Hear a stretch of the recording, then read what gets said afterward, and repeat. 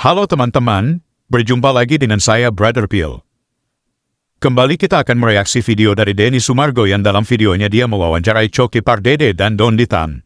Jadi kalau saya dibilang Dondi setan, tapi bukan seton ya. Nanti kita akan komentari hal yang menarik dari perbincangan mereka. Seringkali Dondi Tan selalu mengatakan bahwa Islam adalah agama yang logis. Dan seakan-akan dalam agama Islam semuanya logis. Padahal kalau kita lihat dalam agama banyak hal yang tidak logis, tapi kita percaya, dan percaya itulah yang kita sebut iman. Dan hal inilah yang dibantah oleh Coki Pardede dan Bang Denny Sumargo.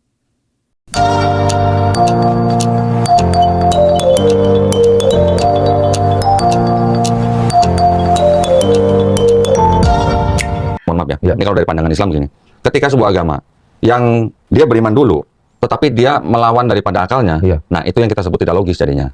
Contoh yang paling gampang adalah begini. Tuhan, pasti dia adalah punya sifat.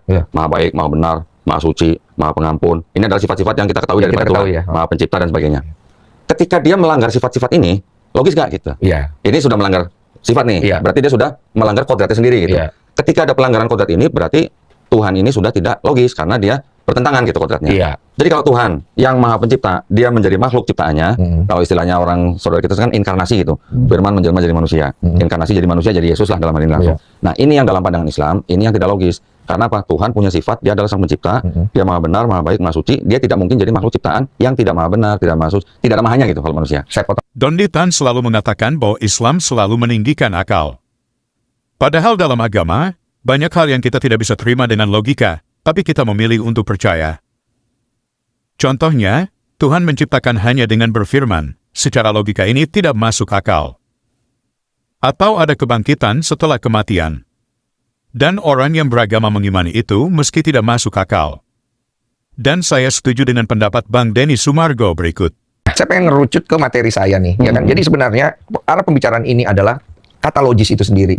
Apakah bisa kita meyakini agama, apapun agamanya, dengan menggunakan logis sebagai bentuk bahwa ini yang paling logis, maka ini yang paling benar? Itu kan pertanyaannya. Karena di setiap agama yang saya lihat, tetap ada hal-hal yang tidak bisa kita logiskan.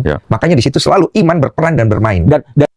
Jadi tidak semua hal dalam agama kita bisa terima dengan akal. Bukan hanya Bang Denny yang menyanggah pernyataan Dondi Tan soal agama Islam meninggikan akal. Berikut ini tanggapan menohok Coki Pardede. Kalau buat gue ya, abang-abangnya, menurut gue keindahan dari agama itu sendiri adalah bahwa memang mereka berangkat dari sesuatu yang disebut iman gitu. Apapun kepercayaannya. Dan menurut saya sangat berbesar hati dan saya sangat menghormati apabila ada orang yang datang dan mengatakan kepada saya percaya A karena itu yang paling kena di hati saya. Saya rasa pada saat kita sudah memilih satu kepercayaan dan kita mengimani kepercayaan tersebut, kita nggak bisa cherry picking. Kita nggak bisa cherry picking. Saat kita sudah milih kepercayaan, berarti itu sudah sepaket dengan segala kegoipannya. Kadang yang kita lihat adalah banyak orang hanya naruh bagian yang seolah-olah logis, tapi bagian yang nggak logisnya ditaruh, cherry picking gitu. Jadi, benar apa yang dikatakan Coki?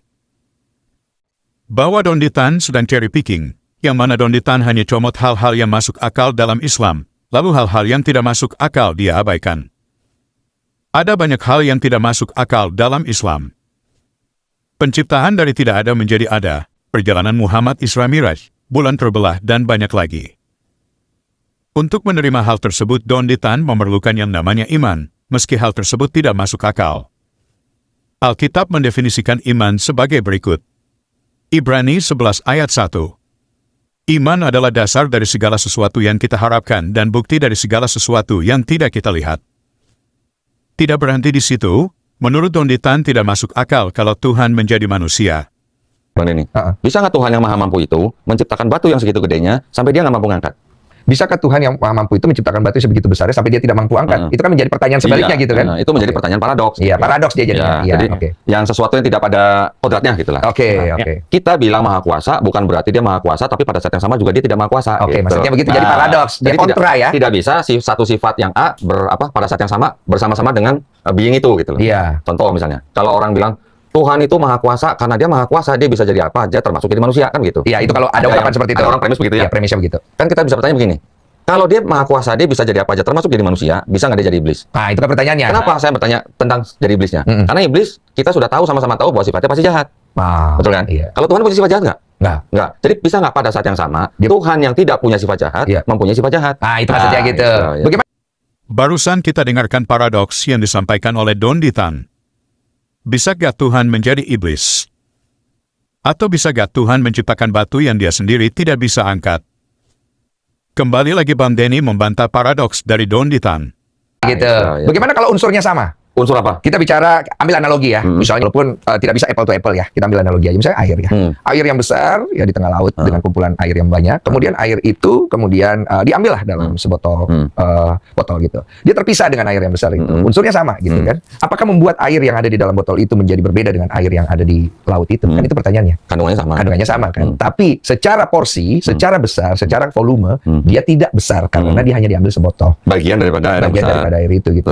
Jadi, Bang Denny mau bilang, hakikat Tuhan itu tidak berubah. Dia tetap Tuhan meski menggunakan wujud manusia. Sama seperti air laut yang ditaruh dalam botol. Botol itu bukanlah air laut, tapi dalam botol ada unsur air laut. Begitu juga Yesus dan keilahiannya. Bukan cuma Bang Denny yang sanggah pernyataan Don Ditan. Kali ini giliran Coki Pardede. Misalnya tadi mengenai paradoks-paradoks tadi, misalnya contoh, saya bukan Kristen, tapi kalau saya mau menjawab, apakah Tuhan bisa menciptakan batu yang dia sendiri tidak bisa? Itu adalah pertanyaan yang sering ditanyakan orang ateis kepada orang yang monoteistik itu. Sebenarnya jawabannya gini, dia bisa, tapi untuk apa? Bisa, tapi untuk apa? Karena sifat Tuhan itu ada banyak.